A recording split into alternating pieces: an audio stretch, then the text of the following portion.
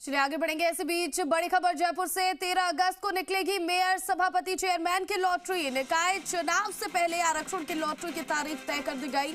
13 अगस्त को तीनों पदों के आरक्षण की लॉटरी निकलेगी। सुबह 10:30 बजे आरक्षण की लॉटरी होगी। स्वायत्त शासन विभाग के सभागार में ये लॉटरी निकलेगी। मेयर, सभापति और चेयरमैन पद के लिए आरक्षण तय होगा।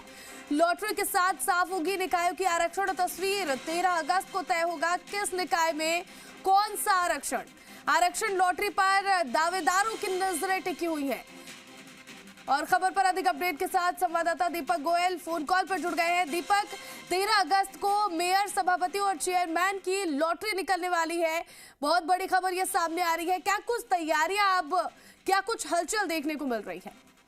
देखिए, निकाय चुनाव का काउंटडाउन है वो शुरू हो चुका है। हाईकोर्ट के डायरेक्शन के बाद में राज्य निर्वाचन आयोग और तमाम जो डिपार्टमेंट्स हैं उन्होंने तैयारियां शुरू कर दी है। और सबसे पहला जो काम है वो वार्डों के साथ में जो निकाय प्रमुख हैं उनके जो आरक्षण की जो लॉटरी है उसको निकालना है। अभी ये तारीख है वो निकाय प्रमुख की जो लॉटरी है निकलेगी, उसकी 13 अगस्त जो तारीख है वो स्वायत्त शासन विभाग ने यहाँ पर तारीख जारी कर दी है। और 13 अगस्त को सुबह 10:30 बजे डीएलपी के सभागार में ये लॉटरी निकाली जाएगी। इसमें 309 जो निकाय हैं उनके प्रमुखों का आरक्षण तय होगा।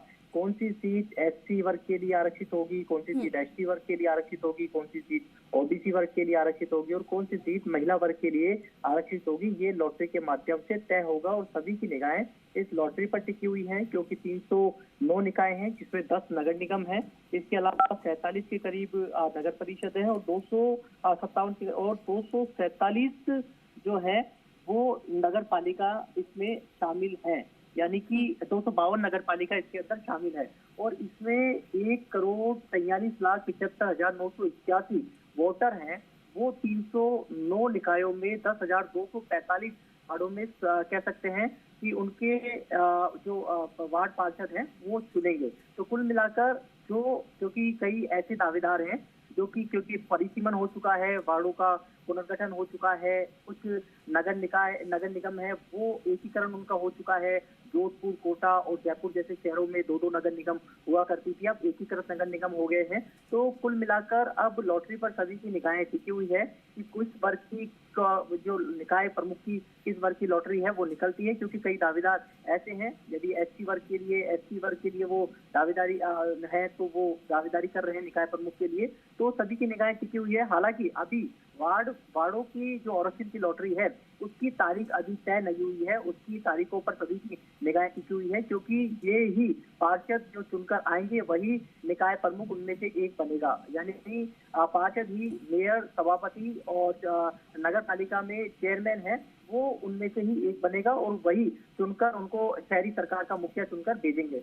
तो अब 13 तारीख को सुबह 10:30 बजे से लेकर, क्योंकि मैन्युअली ये लॉटरी निकाली जाएगी, पहले एससी एसटी के जो बाहर जो कह सकते हैं निकाय प्रमुखों के तो जनसंख्या के आधार पर तय होते हैं कि कौन से निकाय के अंदर प्रमुखों के एससी एसटी के लिए तय है। उनमें से महिला की लॉटरी निकाली जाएगी, कौन सा वार्ड उनमें से एससी एसटी महिला के लिए आरक्षित होगा। फिर ओबीसी के लिए लॉटरी निकाली जाएगी और फिर ओबीसी महिला, और फिर जो वार्ड जो निकाय शेष रह जाएंगे उसमें से महिला के लिए लॉटरी है वो निकाली जाएगी। तो सभी की जो दावेदार हैं, जो दावेदारी शहरी सरकार के लिए कर रहे हैं और पार्षद के लिए कर रहे हैं या फिर निकाय प्रमुख के लिए, क्योंकि पार्षद ही निकाय प्रमुख बनने की दौड़ में रहेंगे, तो पहले पार्षद की स्थिति और उसके बाद में यदि उनके मुताबिक वो सीट निकाय प्रमुख के लिए निकल जाती है तो वो उस पर दावेदारी कर सकते हैं। लेकिन अब दौड़ शुरू हो चुकी है। राज्य निर्वाचन आयोग ने आज बैठक ले ली है और उसमें सभी डिपार्टमेंट्स को यहाँ पर ताकीद कर दिया है क्योंकि 2 चरणों के अंदर निकाय इलेक्शन होने हैं। पहले चरण में 140 जो निकाय हैं उसमें 5050 वार्डों के अंदर ये पहले चरण के अंदर वोटिंग होगी और दूसरा जो चरण है उसमें 169 जो निकाय है उसमें 5195 जो वार्ड है उसके अंदर वोटिंग होगी। तो यानी कुल 309 वार्ड हैं, तो 309 निकाय हैं, 10,245 बिल्कुल, यानी कि निकाय चुनाव को लेकर अब हलचल पूरी तरह से तेज हो गई है और आरक्षण